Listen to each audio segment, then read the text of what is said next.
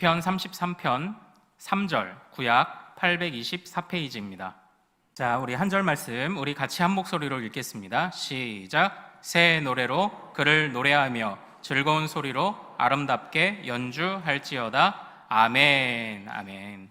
오늘 우리가 함께 읽은 이 말씀을 통해서요, 믿습니다, 그래서 찬양합니다 라는 제목으로 은혜를 같이 나누도록 하겠습니다. 먼저 지난 월, 화, 수 우리 3일간 온가족 새학기 기도회에 참석해 주신, 또 우리 기도해 주신 많은 분들 또 감사드립니다. 우리 자녀들이 이제 보통 내일부터 개학인 것 같습니다. 우리 온가족 기도회를 통해서요, 우리의 일상이 항상 반복되어 일어나지만 거저 주어지는 것이 아니라고 말씀을 드렸습니다. 그래서 우리의 일상의 현장들을 위해 기도해야 한다, 이렇게 제가 첫째 날 부탁을 드렸고요. 그리고 둘째 날에는 주님께서 만남의 은혜를 허락하셔서 정말 그 나오미가 룻과 보아스의 은혜를 입은 것처럼 우리에게 좋은 선생님, 좋은 후배, 좋은 선배들 만날 수 있도록, 좋은 동역자들, 믿음의 배우자들 만날 수 있도록 만남을 위해 기도하자, 이렇게 말씀드렸고, 또 우리가 주님 앞에서 우리의 기준을 분명히 하자, 기준이 분명하면 흔들리지 않는다, 이제 이 말씀 세 가지를 나눴습니다. 우리 자녀들뿐만 아니라 우리 부모 세대도 모두가 이 말씀 기억하면서 3월을, 이 봄을, 새학기를 힘차게 또 시작할 수 있기를 소망합니다. 자, 이제 오늘 말씀으로 한번 들어가 보도록 하겠습니다. 그러니까 여러분들은 혹시 그 콘서트 현장에 가보신 적이 있으십니까? 요즘 우리 어르신들에게 또 다른 소망과 꿈이 생기셨다는 이야기를 듣습니다. 바로 임영웅 콘서트 한번 가보는 것이 소망이라는 얘기를 들어요. 오죽 난리, 얼마나 그게 참 어려우냐면, 그 이제 텔레비전에서도 이거 예매하는 이제 연예인들이 뭐 어른들에게 선물하기 위해 하는 장면이 아주 그냥 난리더라고요. 그런 게 텔레비전에 이제 나올 정도입니다. 저도 몇몇 그 가수들의, 그 학창 시절 좋아하는 가수들의 콘서트를 가봤는데요, 맨날 책상에서 듣던 노래고 익숙한 노래고 외울 정도지만 현장에 가서 듣는 건 또 다른 감동이 있더라고요. 그러니까 우리가 흔히 말하는 실물 영접한다 그러죠. 내가 사랑하는 가수를 실물 영접한다, 실제로 만난다, 이게 얼마나 좋습니까? 우리 나훈아 씨도 은퇴하겠다고 선언한 마당에 임영웅 씨 콘서트 한 번씩 또 가보실 기회들이 뭐 생기면 뭐 재밌을 것 같아요. 좋을 것 같아요. 자, 그런데 이 예배가 뭐라고 제가 말씀드렸죠? 하나님과의 만남입니다. 물론 하나님은 우리 가운데 보이지 않으시지만 예배를 통해 주님은 만나주세요. 예배를 통해 우리가 주님을 영접합니다. 예배를 통해 주님을 만나고 누립니다. 그래서 이 예배가 중요합니다. 그래서 이 예배를 통해 우리가요, 살아나는 겁니다. 이 예배가 그렇게 시작됐죠. 우리가 살기 위해, 범죄한 자들이 살기 위해 주님을 붙잡는 통로로 제사로부터 시작되었고, 주님이 불러주시지 않으셨으면 우리는 주님께 나아갈 수 없기 때문에 이 예배가 주님의 부르심으로부터 시작되었다, 이렇게 제가 지난 2시간 동안 나누었습니다. 오늘은 주님과 함께 하는 주님의 인재와 주님의 은혜를 더욱 깊이 누리는, 우리를 살리는 예배를 위해 찬양에 관해서 한번 좀 생각해 보기를 원합니다. 성경에서 찬양이라는 단어 제일 먼저 쓰인 곳은요, 창세기 9장입니다. 창세기 9장에서 노아가 그의 자녀들을 축복할 때 특별히 셈을 축복하며 여호와를, 셈의 하나님 여호와를 찬송하리로다, 이렇게 말하는 것이 찬양 또는 찬송의 첫 번째 표현이에요. 이때의 그 찬송이라는 단어는 바락이라는 그런 그 히브리어입니다. 이 히브리어는요, 단순하게 노래를 부름이 아니라 무릎을 꿇음이라는 의미가 있어요. 내가 셈의 하나님 앞에 내가 굴복하여 무릎을 꿇습니다. 이게 성경이 말하는 찬송의 첫 번째 의미였습니다. 그리고 또 사사기 16장에 보면요, 삼손이 그가 머리가 깎이고 사로잡혀 갈 때가 있지 않습니까? 그때 삼손을 잡았다고 수많은 이방인들이 자기들의 신들을 찬양한다라는 장면에 찬양이라는 단어가 우리말 성경 기준으로 처음 등장해요. 이때 찬양이라는 단어는요, 말 그대로 우리가 잘 아는 익숙한 단어, 할렐루야 할 때 그 할렐, 그 원형인 할랄이라는 단어가 이 사사기 그때 처음 쓰였습니다. 그런데 이 하나님을 찬양하라 라는 할렐, 할랄이라는 이 단어는요, 어떤 존재, 내가 찬양하는 그 존재를 빛으로 여기다, 내가 주님을 반짝반짝한 빛으로 여기다라는 그런 의미가 있어요. 그게 찬양입니다. 그리고 또 이 찬양은요, 출애굽기 15장 1절에 보면요, 모세가 홍해가 갈라진 사건을, 그래서 홍해의 마른 땅을 건너고 난 다음에 이렇게 고백해요. 모세와 이스라엘 자손이 이 노래로 여호와께 노래하니 내가 여호와를 찬송하리니 그는 높고 영화로우시며 말과 그 탄자를 바다에 던지셨음이로다. 이렇게 이야기를 해요. 그래서 찬양은요, 하나님께서 행하신 일에 관한 감탄사예요.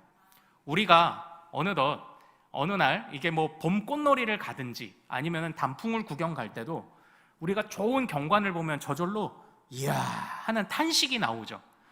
탄식이 아니라 감탄이 나오죠. 감탄사가 나오죠. 이 감탄이 찬양입니다.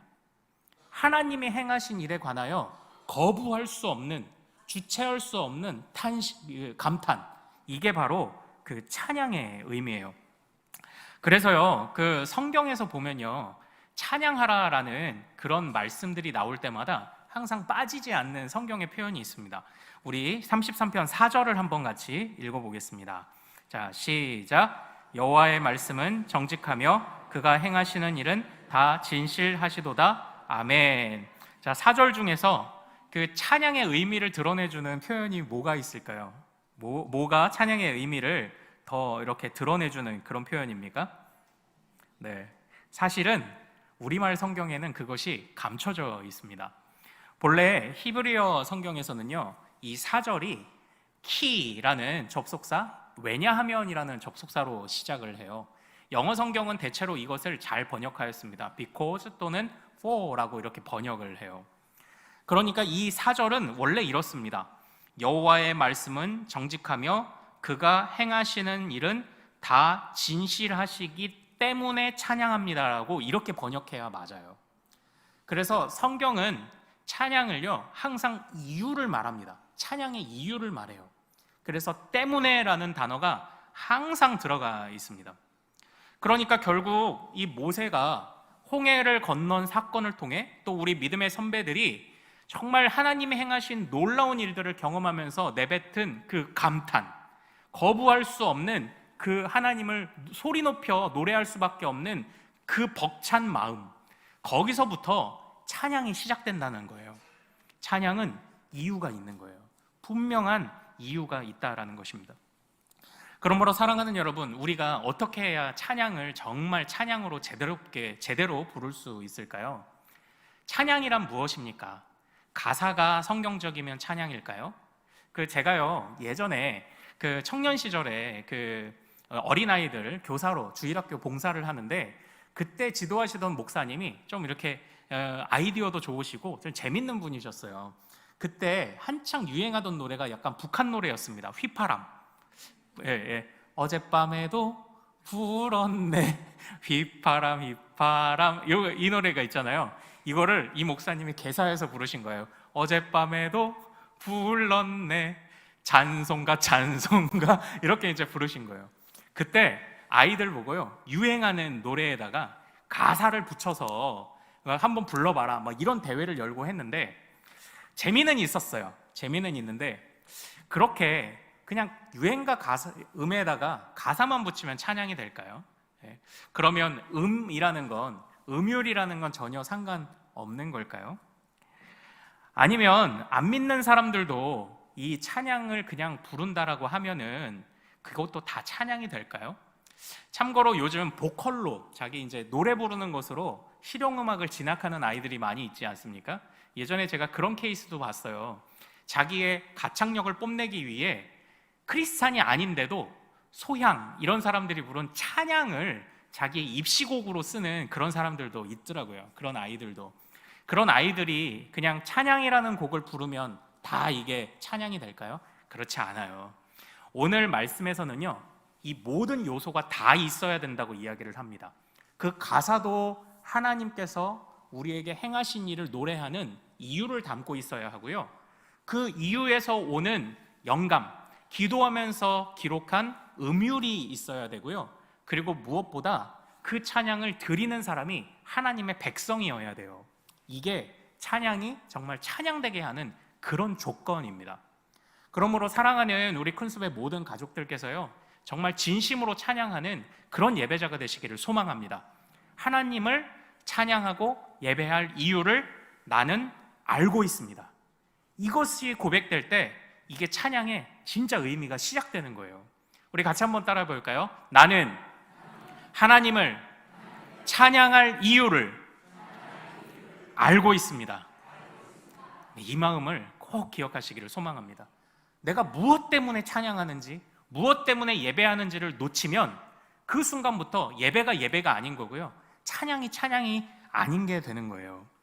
하나님이 행하셨던 그 놀라운 일들을 정말 감탄사를 내뱉듯 노래하는 것, 이게 찬양이다라는 겁니다. 그럼 한 가지 우리에게 고민이 되는 게 있죠. 목사님, 저는요 지난 일주일간 너무 힘들어서 하나님 앞에서 감탄할 거리가 없었어요. 오히려 탄식만 나왔어요. 이럴 때는 우리는 찬양할 수 없나요? 아니요, 그렇지는 않습니다. 자, 우리 33편 10절과 11절을 같이 읽어보겠습니다. 자, 시작. 여호와께서 나라들의 계획을 폐하시며 민족들의 사상을 무효하게 하시도다. 여호와의 계획은 영원히 서고 그의 생각은 대대에 이르리로다. 아멘. 이렇게 되어 있죠. 이 말씀에서 보면요, 저는 이 10절에서 꼽고 있는 것이 세상의 모든 미신이라고 생각을 합니다. 미신은요, 그냥 무당이 푸닥거리하는 그런 것만이 미신이 아니에요. 하나님 없이 이 세상을 살 수 있다고 말하는 모든 게 다 미신입니다. 헛된 생각이죠. 그런데 한번 잘 보십시오. 10절에 등장하는 나라들의 계획들, 민족들의 사상들, 이 모든 것이 미신입니다. 그러나 여호와께서 어떻게 하신다고 합니까? 그 모든 것을 폐하신다고 합니다. 이 세상 가운데 온전히 서는 것은 지금 잠시 잠깐 세상에 있는 온갖 풍조들과 세상의 철학과 세상에 있는 지식들이 이 세상을 이끌어가는 것 같지만 그것들은 주님이 폐하게 하실 것이고 여호와의 계획과 생각만이 대대로 이룰 것이라고 오늘 이 시인이 고백하고 있어요. 잘 한번 보십시오. 바로 여기서 우리는 찬양할 수 있습니다. 우리에게 세상 풍조에 휩쓸려 고통당할 때도 분명히 있지만, 그러나 주님의 계획이 앞으로 영원무궁하게 실행될 것이기 때문에 그것을 의지하는 자는 마음을 억누르러 이기며 찬양할 수 있는 거예요. 그때도 이유가 되죠. 하나님, 내가 고통 중에 있었지만 주님의 계획이, 나를 향한 선한 계획이 있음을 알기에 그래서 내가 찬양합니다. 이걸 또 고백할 수 있는 거예요. 그래서 하나님의 은혜를 안다면, 하나님의 허락하신 능력을 경험했다면, 또는 어려운 중에도 주님을 신뢰한다면 우리는 찬양할 수 있을 줄로 믿습니다. 정말 우리 사랑하는 모든 성도님에게 찬양이 그치지 않도록 하나님이 확신도 주시고 믿음도 주시고 무엇보다 간증을 주시기를 소망합니다. 정말 주님의 능력을 경험하는 간증, 어려움을 이겨낸 간증, 감사하게 되었던 간증, 어떤 상황 속에서도 믿음이 꺾이지 않았던 간증들, 수많은 간증을 통해 찬양의 이유, 내가 주님 때문에 찬양합니다. 주님의 행하신 일 때문에 찬양합니다. 주님의 계획 때문에 찬양합니다. 이렇게 찬양을 온전한 찬양으로 만드는 우리 모든 성도님들 되시기를 소망합니다. 바로 이런 찬양의 의미를 참으로 우리가 잘 기억해야 돼요. 그러니까 정말 우리가 하나님 앞에서 그 하나님을 모르면 예배도 안 되고요, 모르면 찬양도 안 돼요. 그냥 노래를 부르는 거죠. 그런데 우리는 그냥 노래 부르는 그런 자들이 아니잖아요. 정말 찬양을 하는 자들, 정말 찬양을 하는 자들, 그런 사람들이 되기를 소망합니다. 정말 더 나은 찬양을 드리기 위해서 제가 이제 3절 말씀에서 이제 좀 두 가지를 좀 살펴보겠습니다. 첫 번째는 우리 살펴봤죠. 찬양의 이유를 알아야 한다. 왜 우리가 찬양해야 되는지 때문에를 알아야 한다. 자, 그런데 더 나은 찬양을 위해 3절에서는 두 가지를 우리에게 명령하고 있습니다. 3절을 같이 한번 읽어보겠습니다. 시작. 새 노래로 그를 노래하며 즐거운 소리로 아름답게 연주할지어다. 아멘. 이렇게 돼 있어요. 여기서 새 노래와 아름답게, 이 두 가지를 한번 생각을 해보겠습니다. 먼저 아름답게를 먼저 볼게요. 모든 찬양은 하나님 앞에 아름답게 드려져야 합니다. 이것은 두 가지 의미를 가질 것이라고 생각을 해요. 단순하게 선율의 아름다움만을 말하고 있진 않아요. 2절 말씀을 우리 한번 같이 읽어보겠습니다. 자, 시작. 수금으로 여호와께 감사하고 열 줄 비파로 찬송할지어다. 아멘. 이렇게 되어 있죠.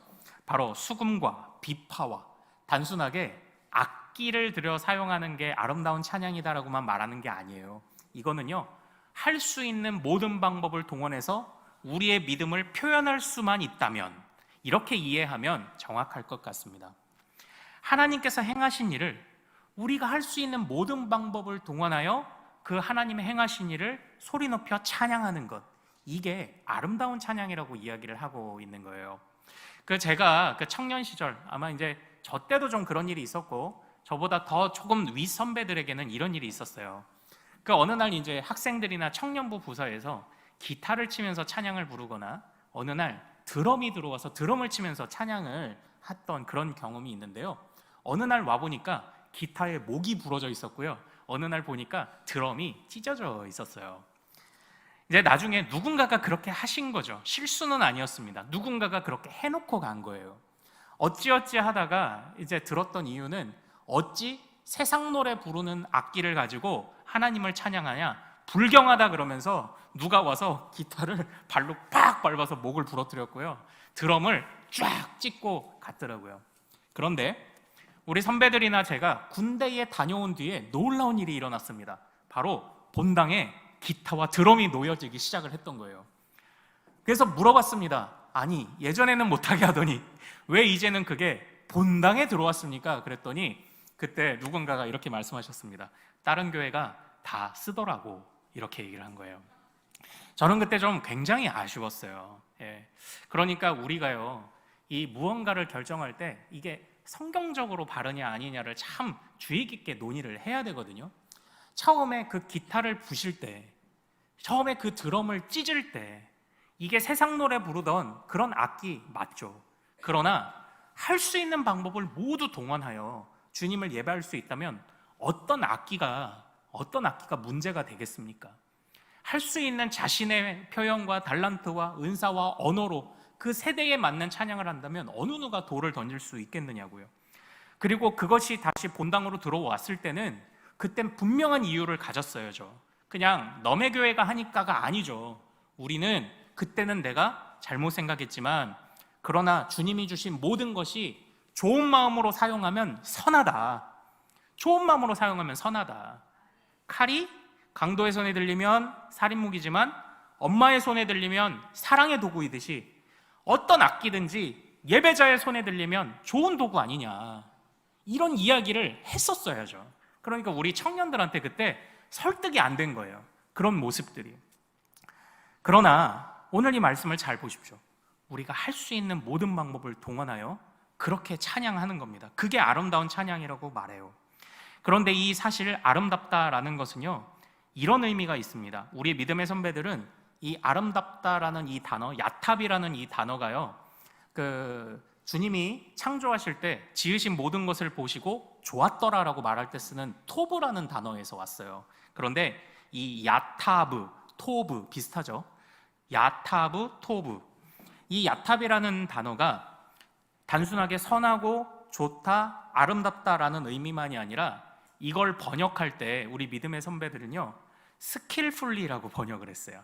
스킬풀리가 어떤 뜻입니까? 바로 기술적으로도 충만하게, 이런 의미가 있죠. 이것은 단순하게 막 전공자들만, 그리고 잘하는 사람들만, 그런 사람들만 찬양할 수 있다고 그렇게 말하는 것은 아니에요. 이 야탑이라는 단어는요, 성경 안에서 정말 주님 앞에서 너희의 길과 행위를 고치라라는 예레미야의 말씀에서도 사용된 단어입니다.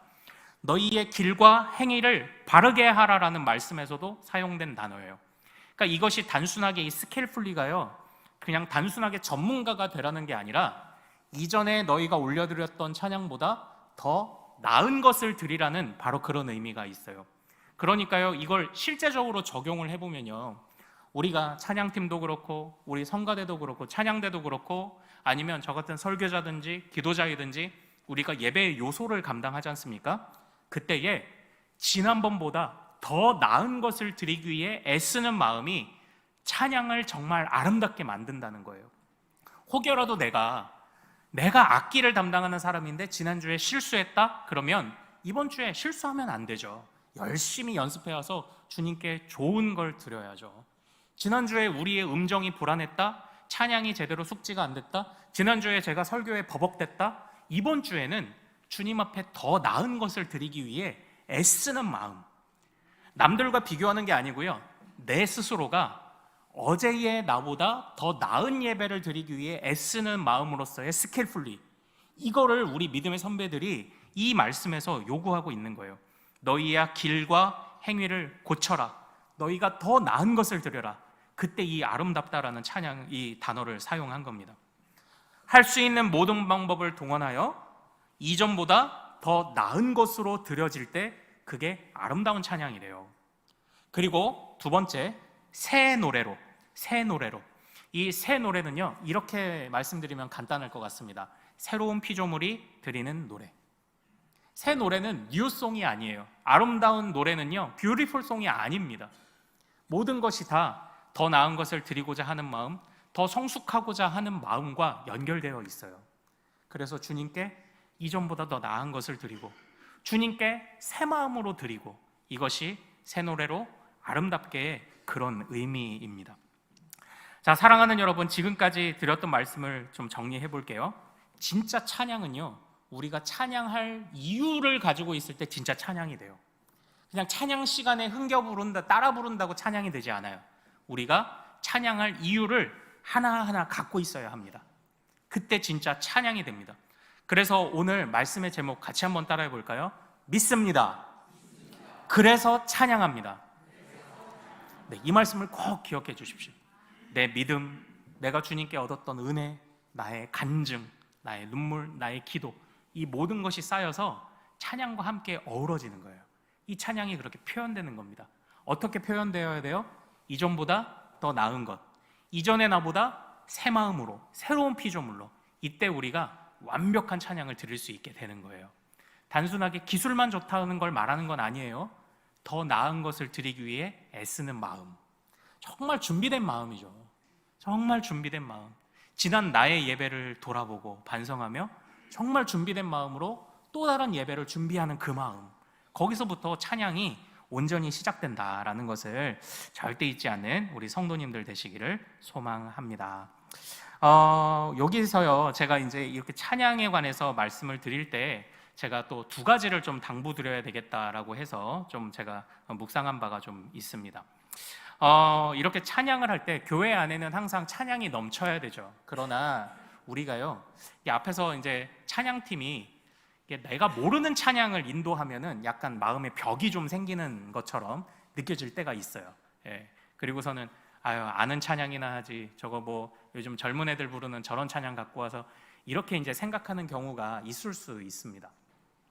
그런데요, 이제 생각을 해보면요, 찬양이라는 것이 그 찬양의 곡조와 가사를 지우고 만들어 부른 사람의 이제 고백이 그 안에 담겨 있을 거잖아요. 그래서 제가요, 모르는 찬양이 나오면 좀 부탁을 드립니다. 가사에 일단 은혜를 받아보세요. 일단 우리의 마음을 닫아버리기 이전에 가사를 한번 주목해 보세요. 참고로 우리가 찬양대가 부르는 모든 찬양을 우리가 다 알지 않아요. 다 미리 아는 찬양이 아닙니다.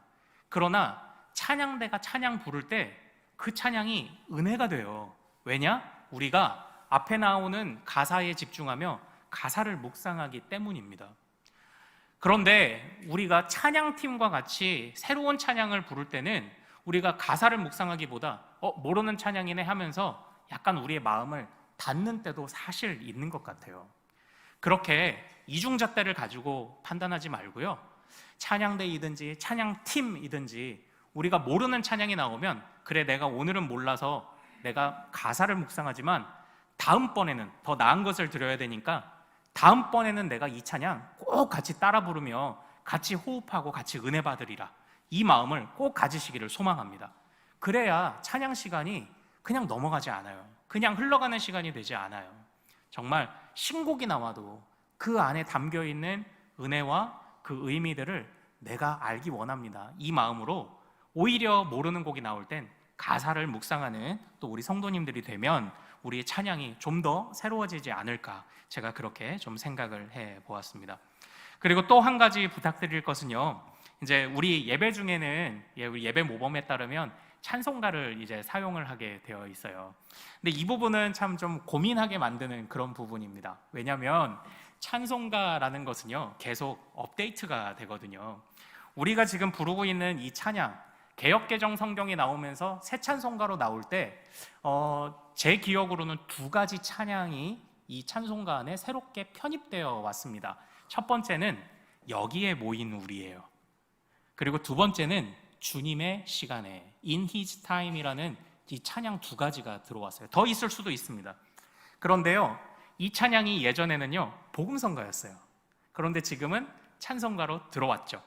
사랑하는 여러분, 찬송가와 복음성가가 원래부터 따로 존재하는 건 아니에요. 이 찬송가 안에 잘 보시면 생키라는 사람이 작곡하고 작사한 찬양들이 제법 많습니다. 생키는 누구냐면 무디 선생님을 따라 다니던 찬양 인도자이자 부흥사였어요. 지금 우리와 같이 찬양 집회 형식의 부흥이 일어나던 시대에 무디 선생님과 함께 활동하던 분이 생키라는 찬양 인도자였습니다. 그래서 그 생키가 찬양곡을 작곡하고 찬양 가사를 붙여서 노래했어요. 그게 대중적으로 익숙해지고 널리 불려지니까 찬송가가 된 거예요. 처음부터 찬송가, 처음부터 복음성가는 없습니다. 그것이 정말 하나님의 은혜, 하나님의 예배를 대표하는 좋은 가사를 가지고 있느냐, 그리고 그것이 널리 불려지느냐가 찬송가가 되는 조건이라는 거예요. 그러므로 우리가요 지금 아마 한 10년 뒤에는요 우리 찬송가에 모든 것이 은혜, 이거 찬송가에 실릴 수 있어요. 그러니까 우리가 복음성가다, 찬송가다 이렇게 구분하지 말고요, 저는 그래서 가사로 구분했으면 좋겠다, 그 안에 담겨있는 메시지로 구분하면 좋겠다, 제가 이렇게 생각을 합니다. 참고로 어떤 찬양들 보면요, 아들에게 주기 위해 하나님은 너를 만드신 분, 우리가 예배 중에 부르기도 하지만 이 찬양의 본래 의도는 아들에게 주는 곡이었어요. 그리고 또 요즘 우리 청년들이 좋아하는 공감하시네 이런 찬양은요, 사실 그 메시지를 보면 세월호 사건을 겪은 뒤에 공감하시는 주님을 노래하는 이런 찬양이었는데, 우리가 이 찬양에 관해 잘 묵상하고 그 찬양의 첫 시작과 기원에 관해 작가의 의도를 좀 치밀하게 연구하는 것도 필요하겠다는 생각을 합니다. 그때 정말 이 곡이 예배곡으로 적합한가, 우리가 그것을 판단하고 그래서 엄선하여 같이 부른다면 CCM이든 복음성가든 아니면 찬송가이든 우리가 가릴 것은 없다. 가릴 것은 없다. 우리가 대중적으로 부르면 언젠가는 또 들어온다. 언젠가는 그게 또 찬송가로 업데이트된다. 우리 이런 생각을 조금 유연하게 가지는 것도 또 좋을 것이라 또 생각을 합니다. 자, 사랑하는 우리 큰숲의 모든 가족들께서요, 정말 참된 찬양을 올려드리는 찬양 시간을 정말 찬양답게 부르는 그런 예배자 되시기를 소망합니다. 제가 어렸을 때요, 아버지는 항상 토요일 밤이 되면 반짝반짝하는 헌금 동전을 저희에게 주셨습니다. 그때부터 우리 가족이 함께하는 예배 준비가 시작되었어요. 마찬가지로 우리의 예배도 또 우리의 찬양도요, 우리의 마음도 그렇게 준비되면 좋겠습니다. 하나님, 내가 그냥 예배 시간에 왔습니다, 찬양 시간이 되었네요, 그런 게 아니라 잘 준비하고 나와서 새 마음으로 지난번보다 더 나은 예배, 더 나은 찬양을 드리기 위한 그런 갈망으로 그렇게 주님 앞에 분명한 이유를 가지고 애통하는 마음이 있을지라도 주님을 신뢰하며, 그래서 어떻게 해요? 믿습니다. 그래서 찬양합니다. 이것이 우리의 찬양을 실제 온전한 찬양 만드는 중요한 교훈임을 절대 잊지 않으시는 우리 모든 믿음의 가족들 되시기를 소망합니다. 그때 우리 예배가, 우리 찬양이 심지어는 모르는 곡을 부르는 그 시간에도 주님이 그 시간에 우리를 살려주실 줄로 믿습니다. 우리를 살게 하실 줄 믿습니다. 우리 같이 오늘 말씀 붙잡고 좀 찬양하며 좀 나아가기를 원합니다. 같이 나누고 싶은 찬양은 예수로 나의 구주 삼고입니다. 자, 우리 부모 세대의 찬양의 가사를 우리 젊은 세대의 그 감각과 그들의 곡조로 새롭게 좀 바꾼 곡인데요, 우리 부모 세대와 자녀 세대가 함께 어울릴 수 있는 그런 접점이 되는 찬양이라고 생각을 합니다. 우리 같이 한번 오늘 말씀 생각하며 불러보겠습니다. 천천히 예수로 나의 구주 삼고 성령과 피로써 거듭나니 이 세상에서 내 영혼이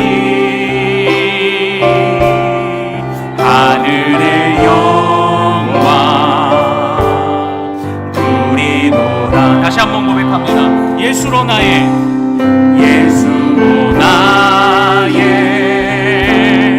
구주 삼고 성령과 피로써 거듭나니 이 세상에서 내 영혼이 하늘의 영광 누리도다. 이것이 나의 간증이요.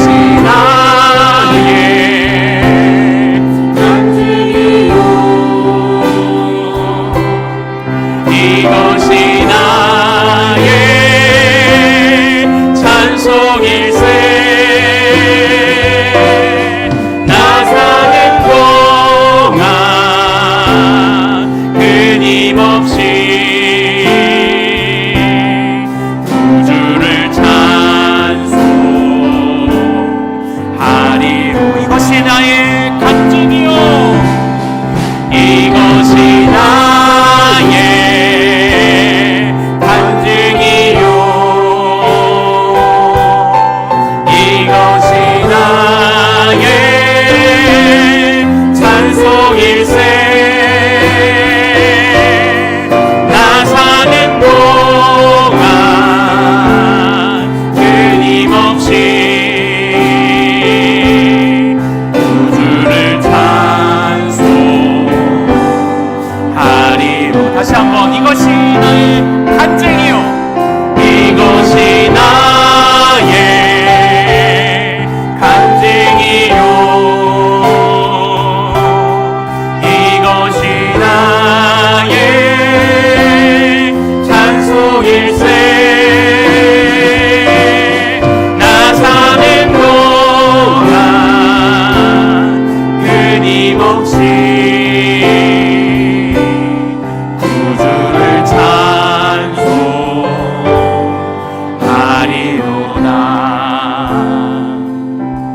우리 오늘 말씀 붙잡고 한번 같이 기도하기를 소망합니다.